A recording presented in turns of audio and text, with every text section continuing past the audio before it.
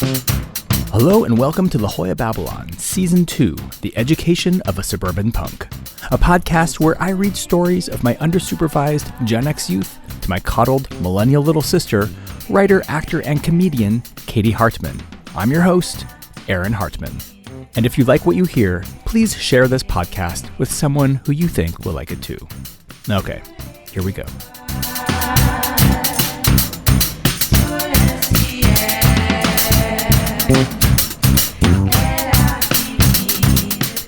Hi, Katie. Welcome back to another episode of La Jolla Babylon. Thank you so much. Welcome you back to the next episode of La Jolla Babylon. We need to figure out how to do this. You say we, but it's your podcast. I'm just living in it. You need to figure out how to do this. Okay. I'll send some script ideas via final draft. I don't think every podcast has a hard time saying welcome back. I don't think it's a conversation every single time they do it.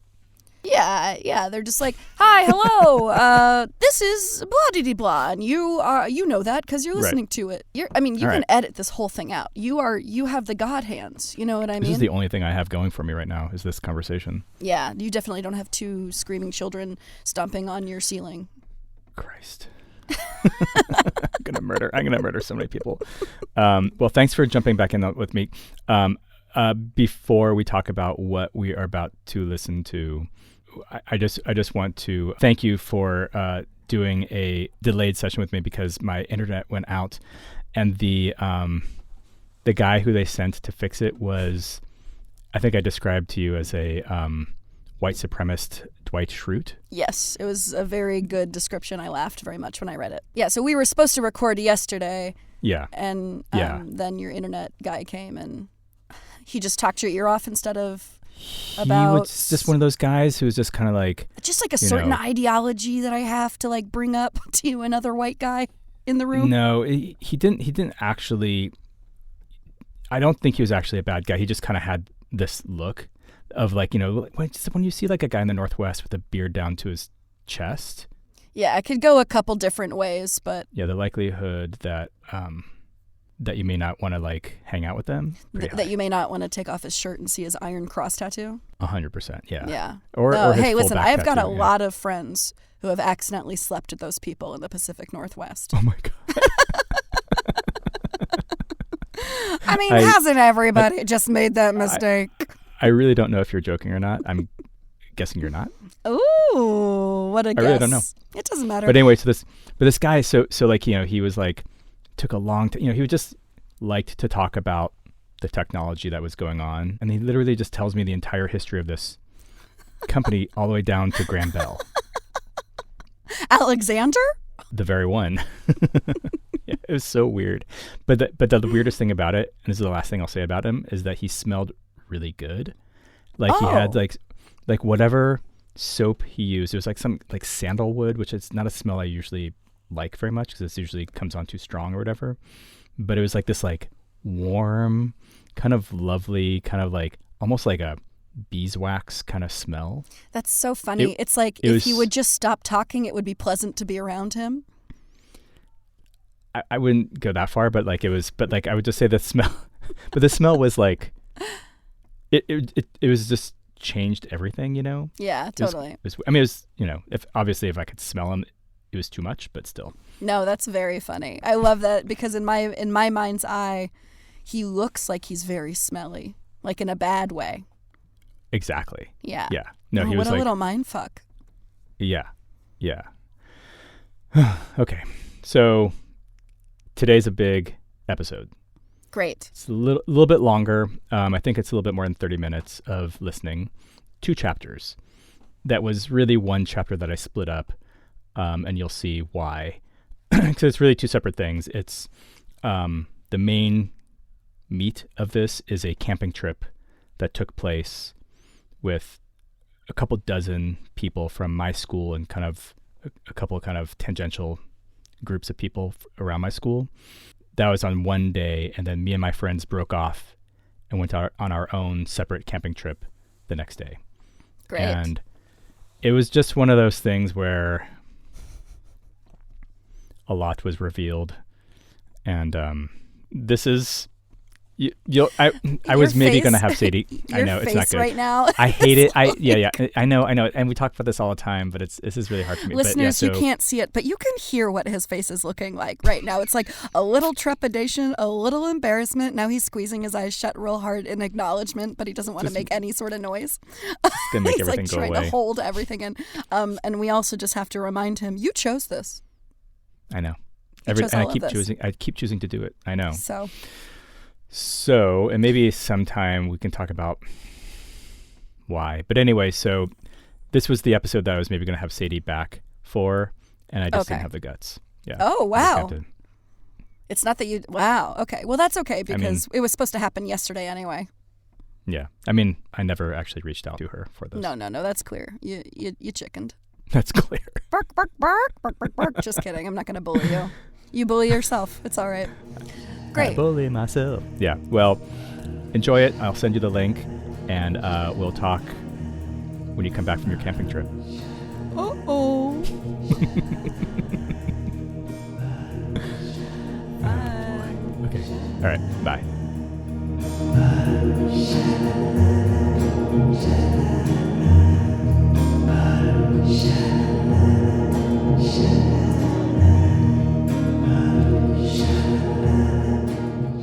Angel Tree. People showed up in station wagons, vans, and trucks. Someone reserved a spot in the mountains where a famous angel tree was supposed to be. The plan was to meet at the Muirfront lawn on Friday at noon. Those of us who went to school there made whatever arrangements we needed to make with our after-lunch teachers. Those who did not go to school there were just ditching or already had dropped out of school or quit their jobs to go on this camping trip. I was the first one sitting under the tree. My car was packed. Dan Jones and Terry would be there any minute. Lulu's boyfriend, Stu Hamlish, drove up in his 1965 Ford Falcon. He looked around, saw there was no one else on the lawn, and walked up to me. "Hey bro, have you seen Lulu?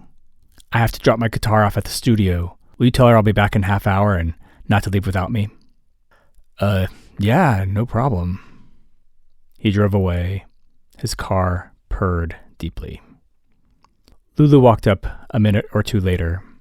She sat next to me and began the engrossing business of applying her makeup. "Stu's not here? What a fucking asshole. He swore he was leaving his house the same time as me, and he lives way closer. Fucking flake. Have you seen him?" This was one of those poorly conceived moments. At that instant, it just seemed so easy for me to just... fuck it. I don't think I've seen him. See, I was convinced that Lulu and Stu were terrible for each other. Even if she never ended up with me, I was concerned for her. I thought Stu took her for granted. He was too cool to understand what a remarkable woman he had. So I stammered, "Was he supposed to be here?" "Yes, God, what an asshole!" I immediately regretted lying and didn't know how to undo what I had done. I tried to change the subject. I even posed the possibility that maybe he didn't want to go on the trip. But I knew he was going to come back eventually. Of course he was coming. He was her ride. And they were going to talk.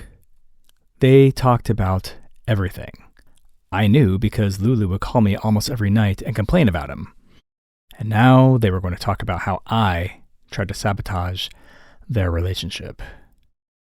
I had learned through experience that you could get out of a lot of situations by being as irresponsible as you were expected to be. You didn't have to return phone calls. Even if you said, "I'll call you right back." You didn't have to. There's always an excuse, even if your excuse is just, "I fell asleep." Friends could be hours late. You didn't have to show up to parties if there was something better happening. I eventually learned to do it too. It was an awesome revelation. You could just drop the ball. And since Lulu was my mentor of this way of being in the world, I figured I could follow her path. if they confronted me, unlikely, and asked what the hell I was thinking, I prepared myself to say something like, "What? Oh, fuck. I forgot to tell you. I'm so sorry." I was totally spacing out. I practiced it in my head. "Oh, that's fucking right. Sorry." I silently rehearsed the face I would make.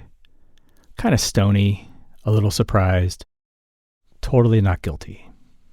Half a dozen cars lined up along the street in front of the school.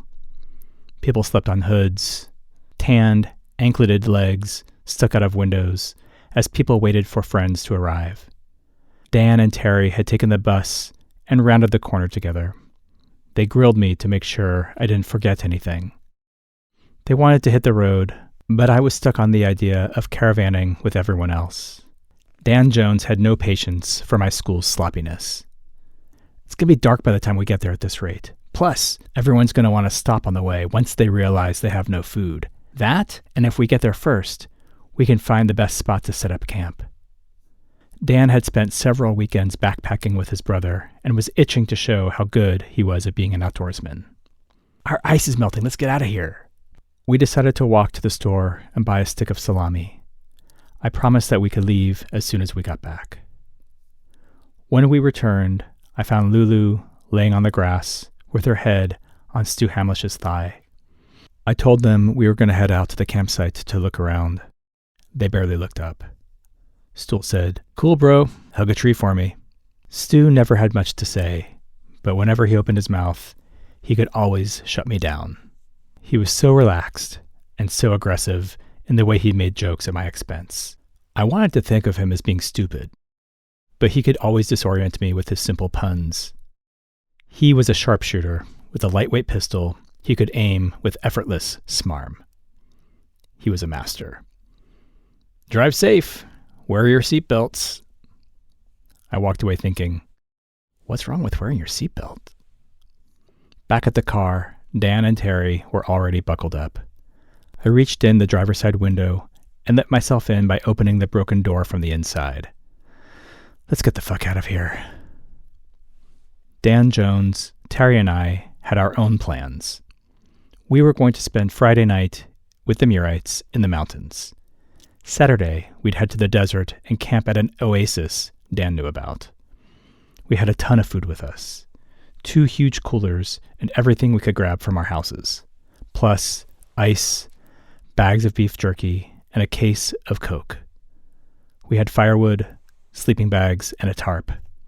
Dan brought a trowel to shit hygienically. Dan had topographical maps of the area that he had studied for days before we left. We sped down the highway, listening to a tape Terry brought with Ice-T's Freedom of Speech on one side and We're the Meatmen and You Suck on the other. The drive got more and more beautiful as we ascended up the mountain. The smell of pine had a noticeable effect on us as we drove slowly around hairpin turns. We talked glowingly about how inappropriate the music was. The campsite was along a river, surrounded by redwoods. We had to park on the road and bring our stuff down a steep embankment to the clearing.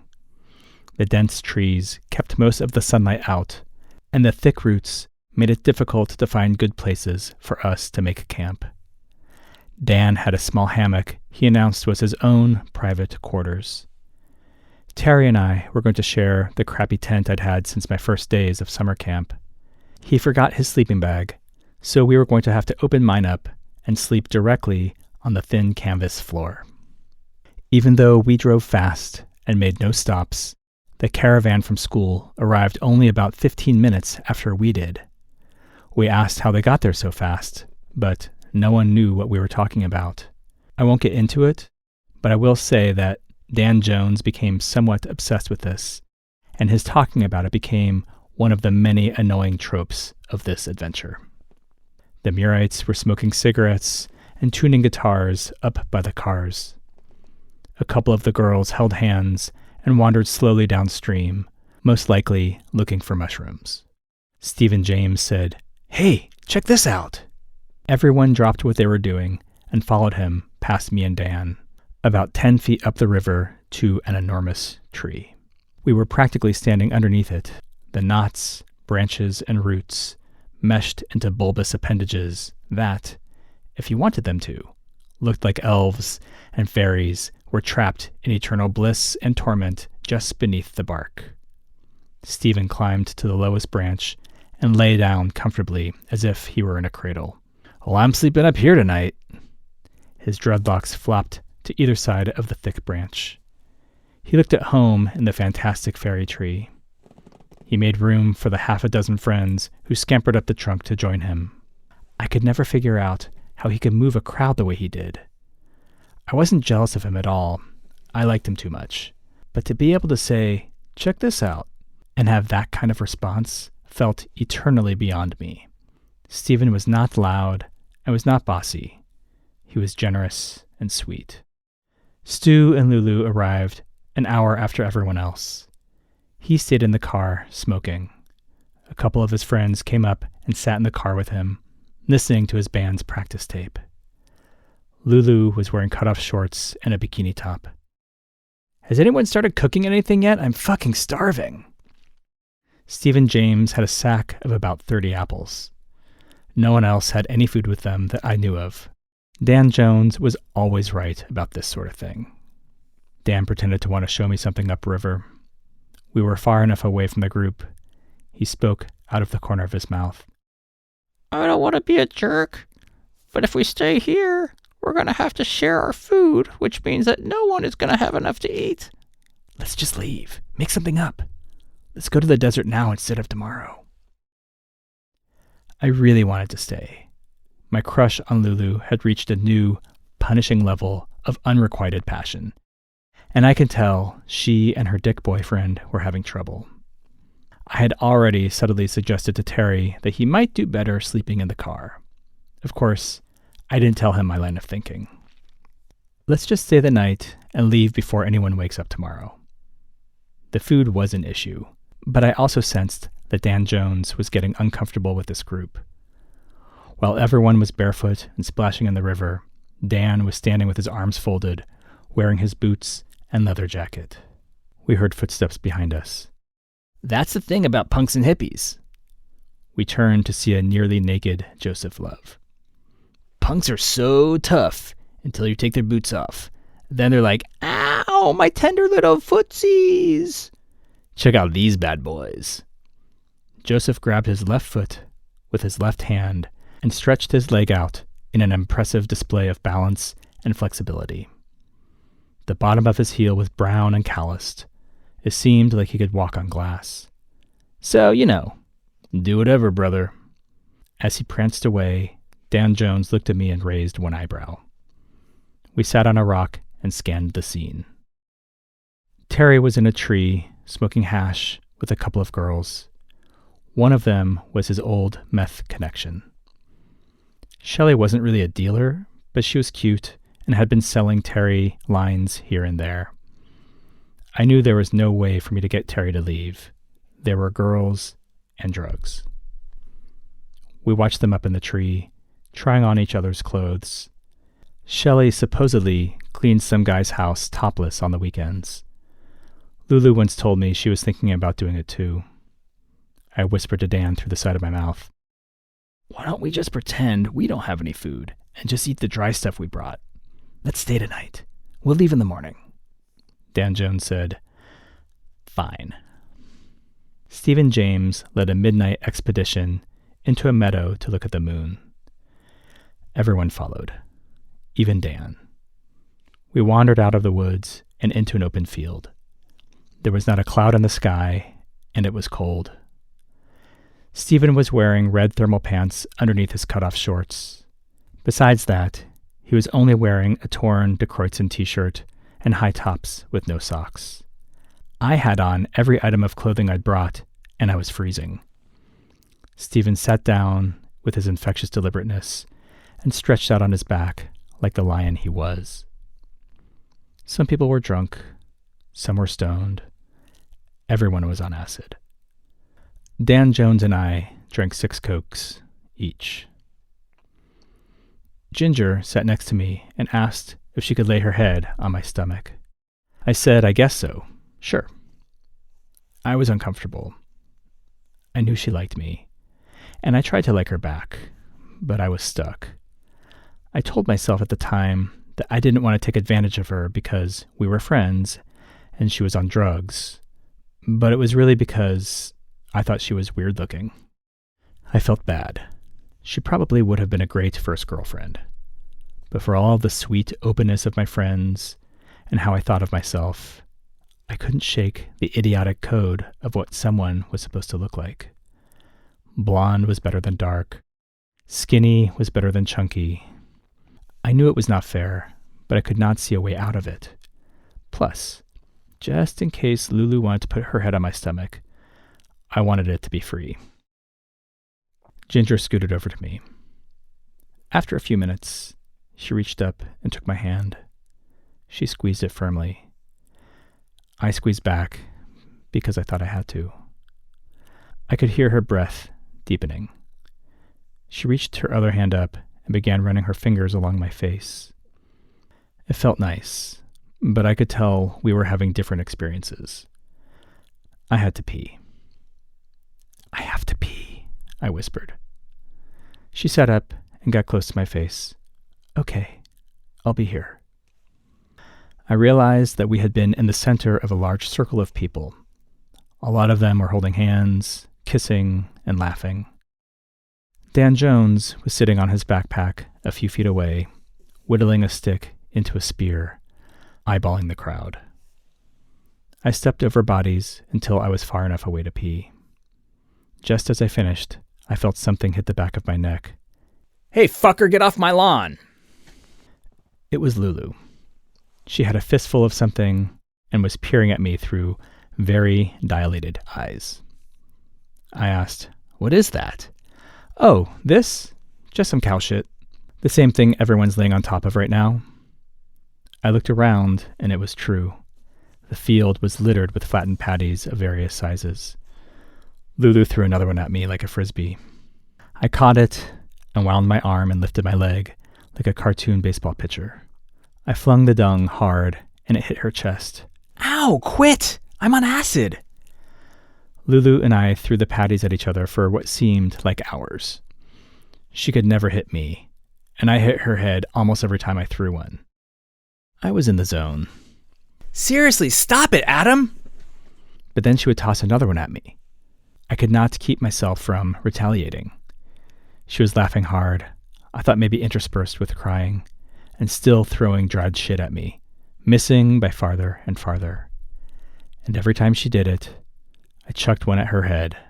God, Adam, stop! I ran up to her and grabbed her wrists and shook the last pieces of dung out of her hands. I could feel her hot breath as we scuffled. We fell over and she landed on me. Instead of letting the moment soften into something nice, I reached back and picked up one last handful and rubbed it in her hair. Lulu shrieked. What the fuck, Adam? I'm on acid. Why are you doing this to me? She stomped back to the pile of people. I lay there alone and noticed my hands were numb with cold. I thought about going back to Ginger, but then I pictured the next week at school and how she would probably cling to me. I walked by and she sat up. I raised a finger indicating I'd be right back. Someone had started a bonfire. Dan Jones was still sitting on his backpack, sharpening his spear. I asked, "Having a good time?" He kept his eyes on his stick. "Nope." I came back and whispered to Ginger that I was going to sit by the fire. "You should come." She got up and sat with me. She played a bunch of Ramones songs on her sister's guitar, which was amazing. No one moved from the circle, even after the fire died down into smoky embers. No one was drinking anymore, just staring at the red logs. I was out of my mind tired. I stood up. Dan Jones got up too, threw his spear on the coals, and walked to his hammock without saying anything. I made a grand bow. "Good night, everyone. I'll be in my tent if anyone needs me." Stephen looked up and smiled.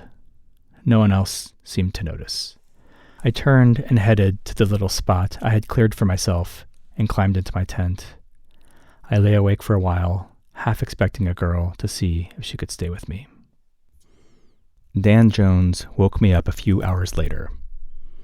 I threw my dismantled tent into the back of the station wagon, and Dan did a quick search of the area to make sure we didn't leave anything behind. Then we quietly rolled away. Terry was stretched across the back seat. We descended into a warmer climate, and as the sun rose, Dan Jones took off his shirt and fell asleep. He stuck his feet out of the window. A few minutes later, he sat up and said, "You're a good driver," and drifted off again. That remains one of the most solid compliments of my life. It wasn't until we stopped for gas that Terry sat up. His breath smelled insane. The windows were down, but holy Jesus. No. I have to go back. I was going to have sex with Shelly on the river today. When did we leave? Why? How far are we? Can you drop me back off? There's room in Shelly's car. I can catch a ride back home with her. Dan and I were quiet. Terry was kicking the interior of my car. I told him, "We're about 100 miles away. We've been driving for hours. We can't go back."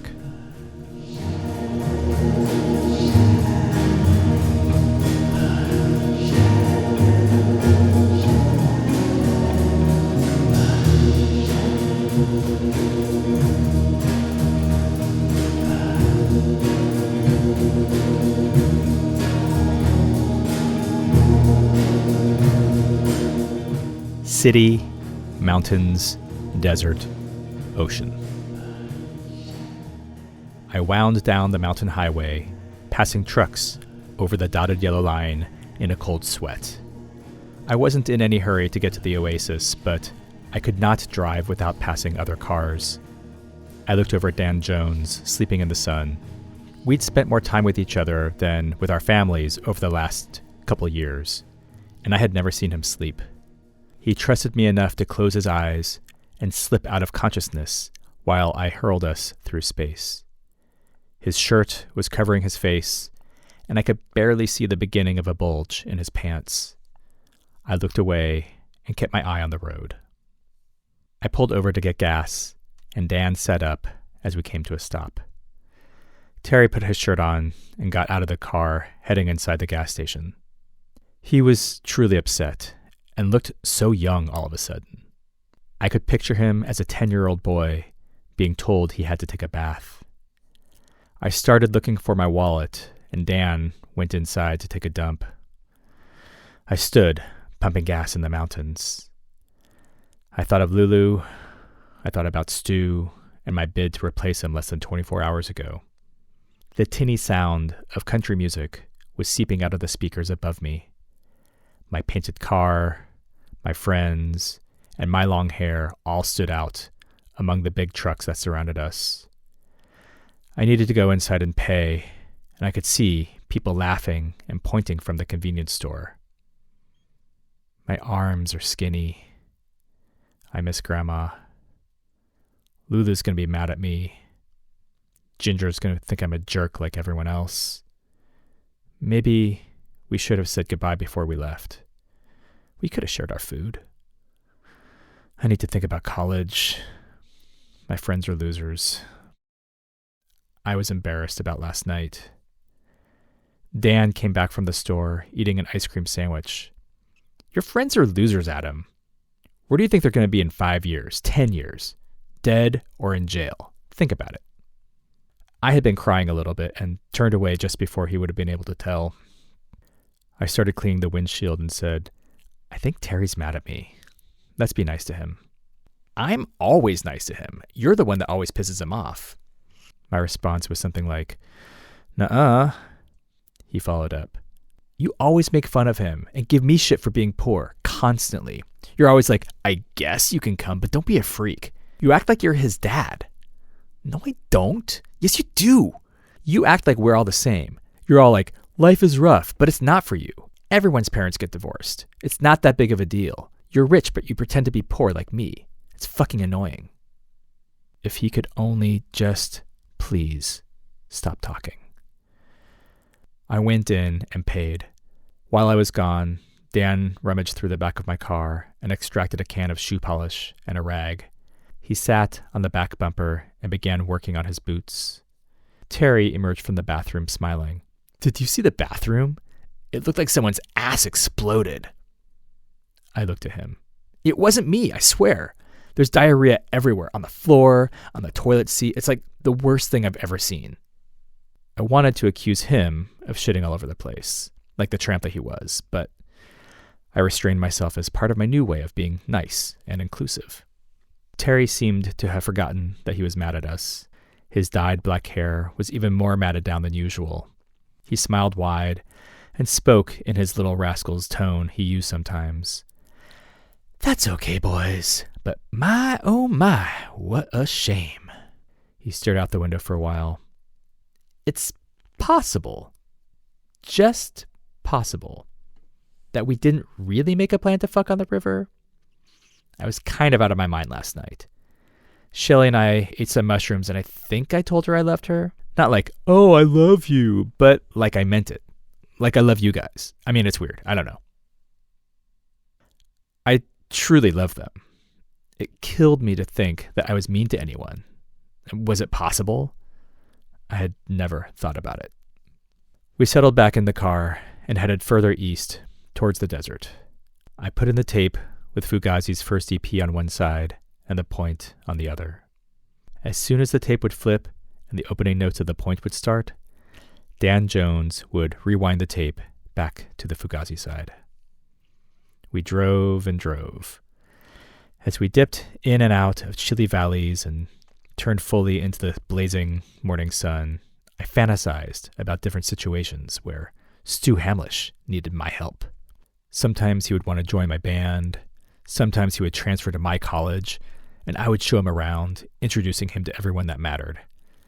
I was in a position of power, and Stu wasn't. After a while, the tiny highway gave way, and we hooked onto Interstate 8. We wound our way up and down hills that varied in beige, brown, and yellow, like breakfast at Denny's.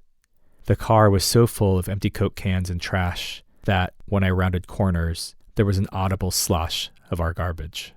We had to shout over the radio and the wind. A cop passed us and disappeared into the horizon as if he was in hot pursuit. Dan Jones said, "Slow down, Adam. He's trying to trick you. Watch." I set the cruise control to 54. A few minutes later, we spotted him, waiting behind a boulder, pointing a radar gun at us. We passed by casually, sitting upright, talking about how great Jesus is. We finally exited onto a bumpy off-ramp and pulled over to pee. We were close. Dan pulled out his instructions to the oasis. I said, "Is this the place? There's nothing here." Dan said, "That's just what it looks like at first. The desert is tricky because it looks like a sandbox at first. But if you sit still, you notice all the life. The animals, the birds, the flowers. The desert is the best place in the world as long as you have enough shade and water." "That was very beautiful, Dan Jones." "Thanks. I love it here. Let's get going." Dan was sure that after a couple of miles of twists and dips in the sand, there was a real oasis with lush palms and a small river, which created a little rocky pool. We drove for about 15 minutes, and then we hit sand. We crawled along for the next hour on the almost perfectly straight road, deeper into the desert. We stopped, got out of the car, and looked around. Dan Jones was standing on the hood, reading his topographical map. Terry was asleep in the back seat. It was around 3 p.m., and it smelled like sage and dust. Dan and I both picked huge black boogers and flicked them onto the hood of my car. "Adam, I hate to say it, but there's a slight possibility we're on the wrong path. I say we turn around." I agreed. We made a huge U-turn, and just before getting back on the road, we slid into a ditch. The wheels spun in place. I was waiting for a barrage of insults, but instead, Dan opened the back and started pulling out the coolers, tents, and everything else. Dan Jones started digging out the back tires with his poop trowel, placing firewood underneath. I got back in and slowly pressed the accelerator, but the wheels just slipped on the sand, sending debris flying like camel spit. Let's eat something and walk around. Dan Jones finished the salami. We have to eat our perishables anyway, and I want to explore the bridge over there. Don't you think we need to get out of here? We're stuck in the fucking desert. As I said this, I cut off a hunk of cheese and wrapped it in a whole wheat tortilla. We sat on the sand in the shady east side of the car as the sun hit its most painful angle. After an hour of uninterrupted eating, we walked about half a mile to a little abandoned bridge. This was really the desert. We were walking in sand, and there were cacti and little spiders darting in and out of rocks. We did need to get the car out of the ditch, but how could we not explore just a little? The bridge went over a shallow gully. There were railroad tracks that appeared out of and disappeared back into the sand. Dan took out a black pen and wrote our new gang symbol, RR number 1, on the cement. We decided weeks before that we needed to be a proper gang, and proper gangs have their own identifying graffiti tags. We became the fearsome Rump Rangers. Dan thought it would be funny to deface actual gangs' graffiti around town. We went out at night, looking for vandalism to vandalize. When we could not find any, we wrote what we thought would be the most annoying thing for hardened gangsters to see. Crips are drips, Bloods are duds, Rump Rangers number 1. We practiced writing our taunt in the safest way possible. We'd start out writing our drips and our duds, and then would fill in the gang's names backwards, just in case one of them showed up to the suburbs at the wrong time. The air was crisp, even kind of chilly. The sand was no longer hot. In fact, my toes were all of a sudden too exposed in my sandals. We ate the rest of the cheese, peanut butter, vegetables, and half-melted chocolate. The sun finally set over the western mountains. We folded some cardboard boxes and jammed those under the wheels, along with our wood and some rocks. I started the engine and began moving forward very slowly. Dan Jones coached me until I felt the tires had some purchase. He pushed from behind, and the car was back on the sandy road. Most of our food was gone. We drank some hot Cokes as we made our careful way back to the highway. The stars were starting to come out as we found Main Street and headed to Interstate 8 and then back towards San Diego against a fullish moon. I had replaced the passenger side headlight, but couldn't get the casing to fit back on, so I duct taped it the best I could. By now, the light had flopped over a bit, illuminating the shoulder and exit signs. We passed a semi-truck, and we could see him shielding his eyes from the reflection from his side view mirror. I earned my first big middle finger with that guy. When we got back to the city, we decided it was too depressing to sleep indoors. Plus, it was only 10 o'clock. We parked at Dan's mother's house and scrambled down to the canyon her backyard butted up against and set up camp behind some sagebrush. Dan Jones slept in his sleeping bag on the dirt. Me and Terry slept in my tent with pillows we took from the house. We talked for a minute or two, and then we were out. That was an amazing night of sleep. The next morning, we agreed that we would take shits at Dan's mom's house, but we weren't allowed to look in the mirror. Although we wouldn't have thought of the word, we wanted our reintroduction into society to feel feral. After the bathroom, we drove to La Jolla Shores, the most populated beach in San Diego County. It was one of those days when you could smell the ocean from miles inland.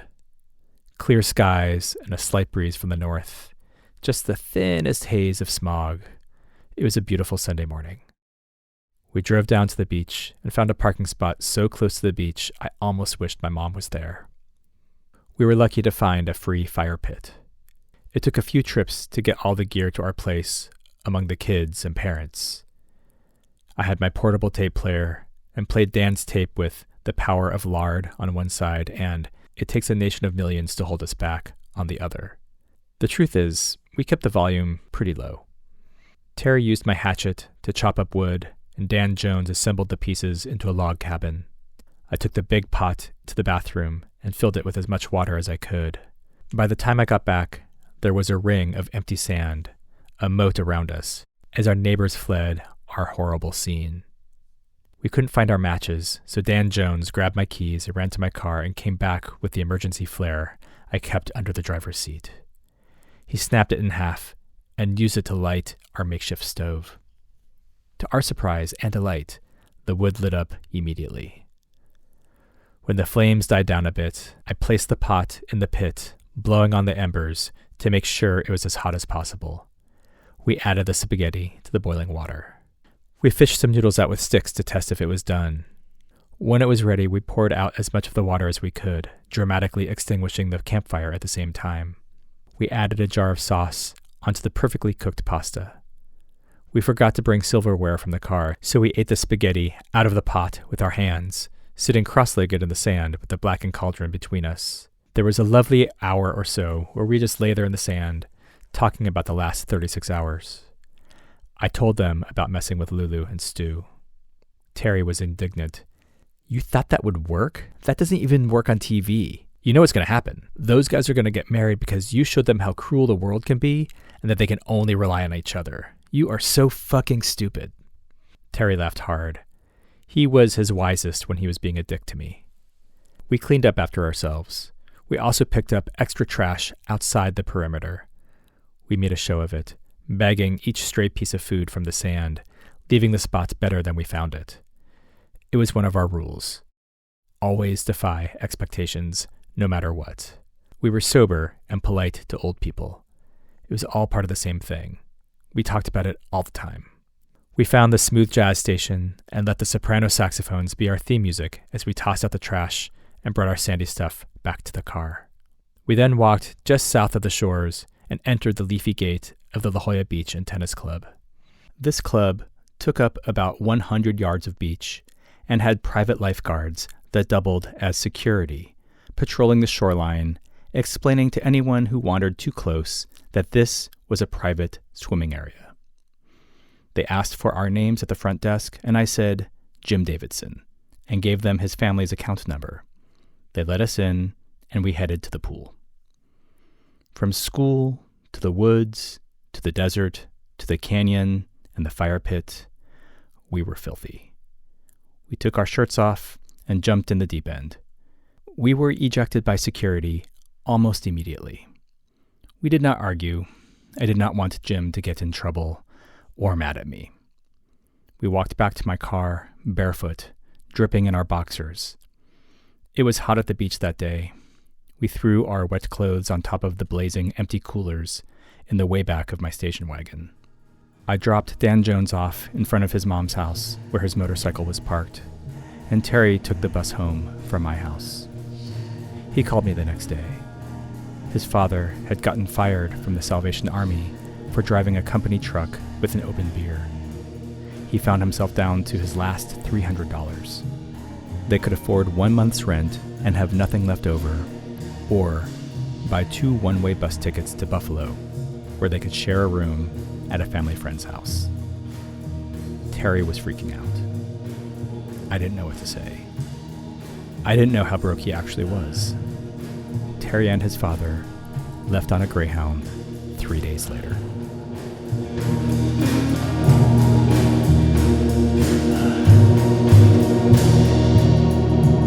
And we're back.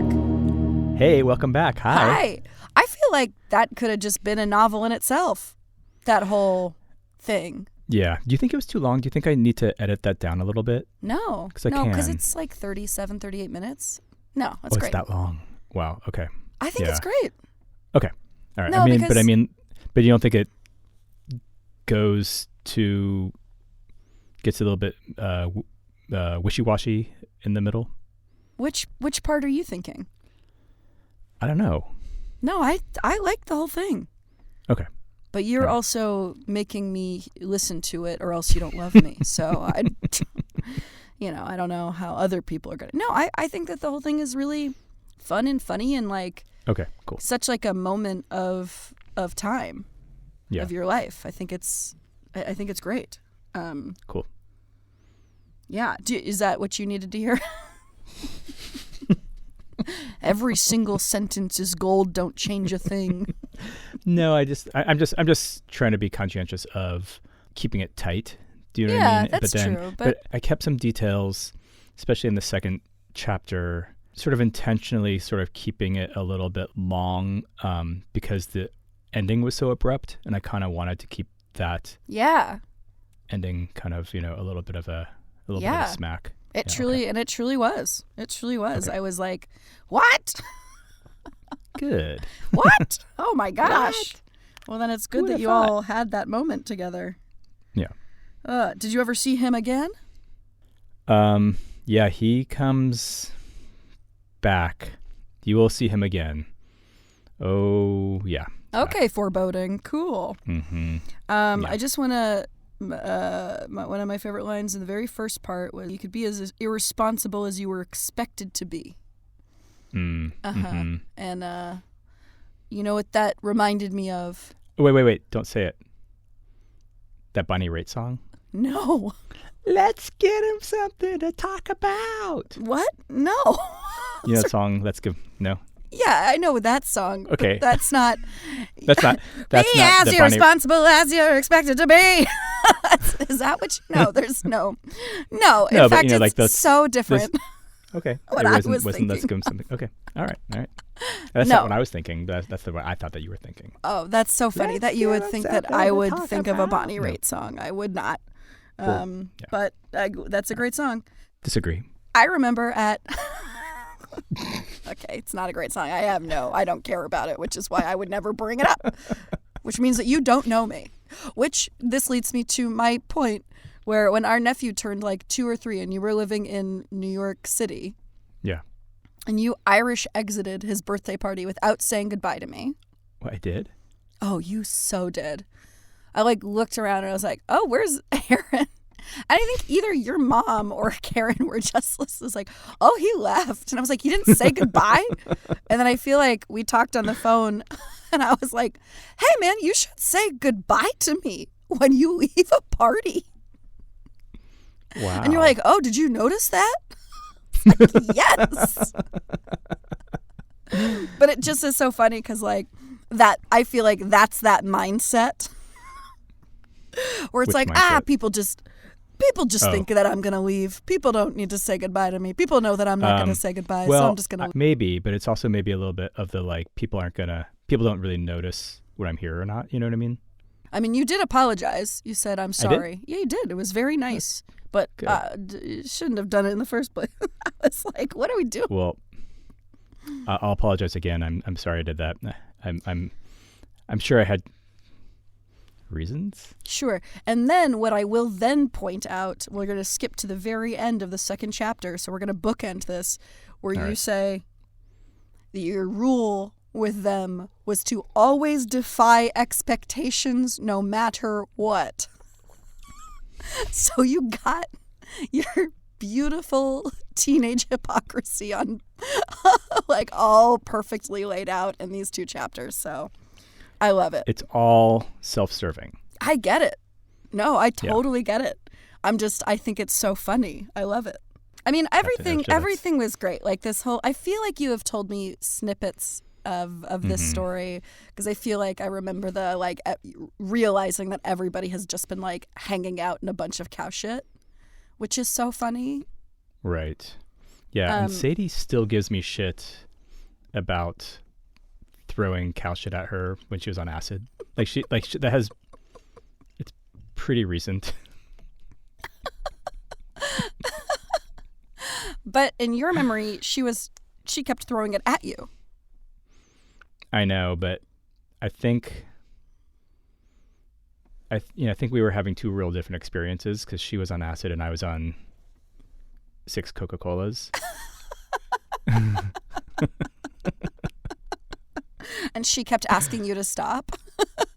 But then she'd keep throwing them at me, and I just was not mature enough to be like, okay, let's just... No, I can also see then why she didn't realize that you were in love with her, because that's some real sibling energy right there. Yeah, and you can also see why she was not in love with me back. Yes, absolutely, 100%. 100%. Just not a cool dude. Yeah. I could, I love drinking 6 Cokes each. Also, nobody thought to bring food. Nobody thought to bring food? Yeah, I mean that may have been Like a what slight do you call it? exaggeration. I remember someone saying, "Who's got the food?" And one guy going, "I've got a sack of apples," and me and my friends being like, "Shh." Don't tell them about the salami. Very funny. Also, I love keep returning to the image of him sharpening a spear. He's just like, shit's gonna go down, and I know. I've read Lord of the Flies. I know how to do this. Yeah, it's like I know what role I play in this.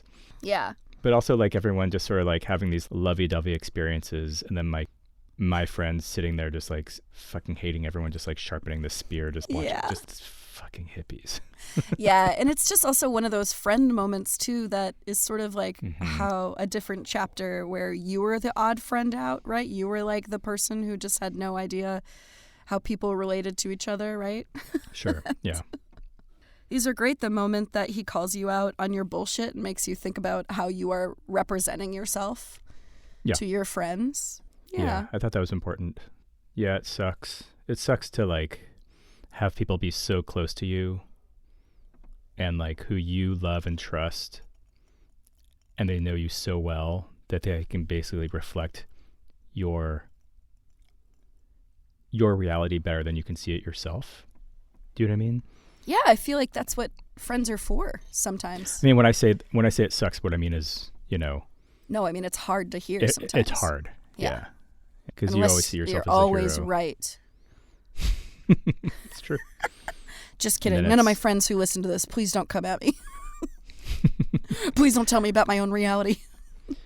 And all of your friends who listen to this, please like, review, and share. No, I'm just Please. kidding. Actually, you know what? I had a friend who I haven't seen in a while because she moved upstate and had a baby. She just texted me the other day, like literally yesterday, last night. And she was like, I started listening to the podcast with your brother and I really love it. Cha-ching. It was so nice. I know. Thanks, Beth White, if you're still listening. If you made it to season 2, thank you. Thank you. No, it was so nice. I meant to text you that, but It's really great. also, like, just it reminded me of when you, me, Karen, and Ben, all our siblings, and we went to Joshua Tree, and we actually did find that little oasis in the desert. Yeah. On that hike. Yeah. So the oasis thing, like that was this whole thing that was actually not Dan Jones. That was actually me, because when I was in 8th grade, my 8th grade class went out into the desert and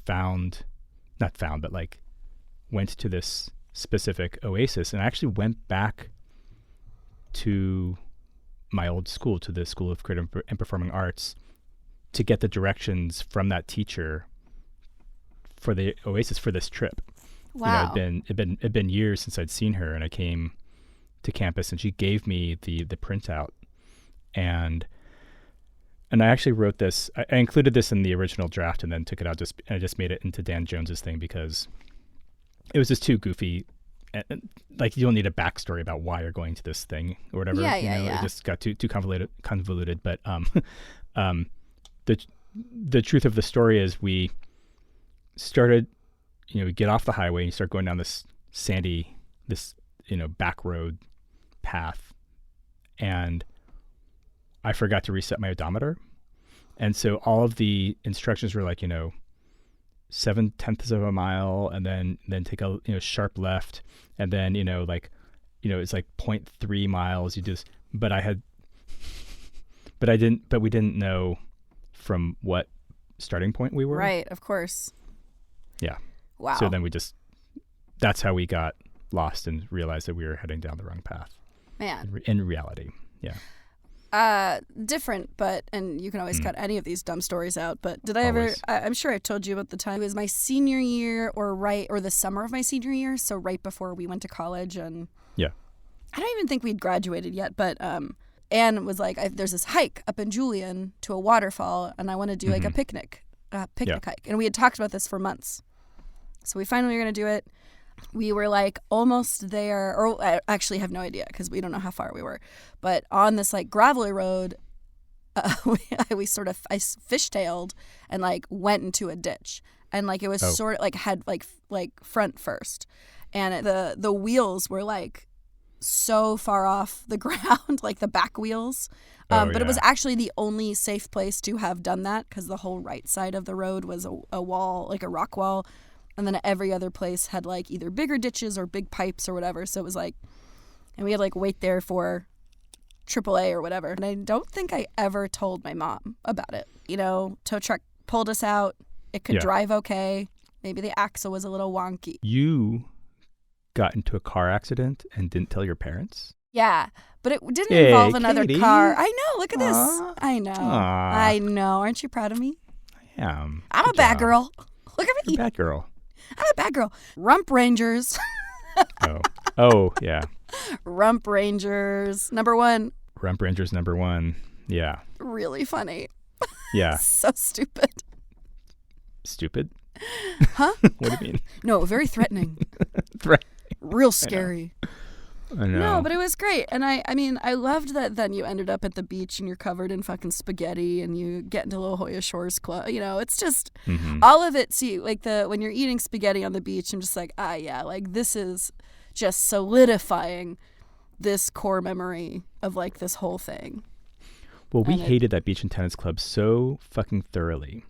Like it really represented everything we hated. And the fact that my friend's family were members and I knew his, like the family number or whatever. But the thing that pissed me off is that they actually would not let Jews be members of the beach and tennis club. Right. I remember until a certain time. that. And once they allowed Jews to join, my friend's family joined. And even back then, even when I was a kid, I was like, the fuck are you guys doing? They don't want you here. They have to let you in because of some law. But if they could keep you from being here, they would. Yeah. And you know that my cousins on my mom's side. Karen and I joke about this every time because at one point, because we knew their code too. So there's a thing you could there was like, there's basically like a thing you could like order food and sort of like charge their account. Yeah. I think Karen and I once ordered fries. Just That's like awesome. wandered in there, ordered some fries and said, I wouldn't say it now anyway, but you know, Charleston 212 or whatever, you know what I mean? And yeah, that's awesome. No, it's so funny because like, you know, I think I went there once a couple times as a kid because we didn't live that super close. You like guys lived much closer. But I think, and then I remember you telling me that later about the Jews. Yeah. No, and then we end with always defy expectations no matter what. And then Terry leaves 3 days later. Yeah. That's really, so I mean, it's amazing and intense and just like real life stuff right there. Yeah. So he comes back next episode. Covered in wing sauce. No, he's not covered in wing sauce, but something happens that, how do I say this? You may remember what Sadie mentioned in the first episode of this season about something that I was accused of doing. That comes up in the next episode with Terry. Cool. Oh boy. Great. Not cool. Wait, do we not have anything to say about Adam pulling that move on Lulu and her boyfriend? Yeah. No, of course. I think Dan Jones said it best. That stuff wouldn't even work in the movies, or Terry said that or whatever. Terry. No, totally. The moment that you're saying it, I'm just like, oh boy, can you not see literally 10 minutes in front of you? Exactly right. Come on. What are you talking about? How is this ever going to serve your longer hopes and dreams? That is like the development of the frontal cortex that people keep talking about, how like, you know, boys, it takes longer for that to develop than girls. You know what I mean? It's like so stupid and short-sighted. I mean, I get it, especially if that's like just sort of a reaction, but you know, and you like can't stop yourself or whatever, but it's it's just so silly. I would love to hear if Sadie remembers any of that. I would like to know, and I very much would not like to know if she even knows about it. Do you know what I mean? Oh, right. If they did end up talking about it, or if Very high level of likelihood that it never got brought up, and even if it did, also high level of likelihood that she doesn't remember. Yeah, totally. You know what I mean? Totally, yeah. Deleted from the brain, yeah. Yeah. No, it definitely was not a moment that stood out to her as much as it did to you. Like so many moments between us. Yes. Yes. And more yes. Yes, and more yes. Well, thanks for coming along on the camping trip. It was great. I can't believe there were like no adults involved. Oh God. But hey, adults. I hope that everybody got home safely. Yeah, I think everyone got home safely. Yeah. Good. That's great. Well, let me tell you what's going to happen next week. It's going to be 2 chapters. And the first one is, it might be on par with the tampon episode. How so? Grotesque I'm not going to tell you. Wise? I'm just not, I don't want to oversell it. Great. It's just one of those things. And it's also one of those things where I realize that my in-laws listen to this podcast. Oh. And, yeah. And the other chapter, basically about how friendships get complicated as you get a little bit older. And it's weird because we're like older by like, months, not years here, but sure. Everything was so important. Yeah. This is fun. I'm really, I'm glad we got this one out of the way. I've been really, thinking about these 2 chapters and about how they'll be, perceived when people listen to them. Did I perceive them correctly for you? How was the perception? Am I perceived by? No, it was good. Yeah. No, okay. Phew. Yeah. For me, I can't speak for Beth White. There's some chapters, some like little stories that I'm kind of like, there's a little bit of shame and a little bit of embarrassment. Do you know what I mean? Yeah, of course. That's the good stuff, though. That's what people are looking for. Because it all reflects within us. It's all just art. Oh, if it's art, then it's all fair, right? Yeah. You can be as shitty as you want. It's art. It's art. Well, I knew back then when I was 17 and being shitty that it was just going to be art later, so... Great. It's cool. So I guess you perceived yourself correctly. I don't know. We can wrap it up. Yeah. Okay. This is awesome. Yes, it was great. I'm having a hard time saying goodbye. Oh, I'll do it. Bye. Love you. Love you too. Bye.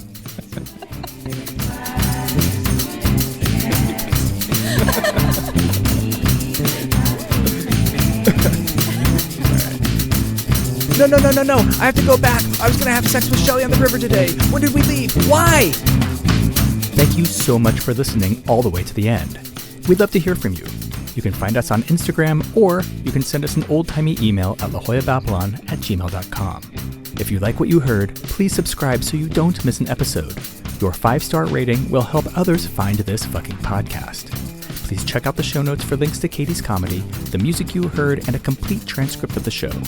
La Jolla Babylon Season 2, The Education of a Suburban Punk, was written, produced, and edited by Aaron Hartman, with music by Aaron Hartman, co-piloted by Katie Hartman. Presented in association with Ruinous Media. To hear more episodes of this show or other Ruinous Media podcasts, please go to ruinousmedia.com or wherever you get your podcasts.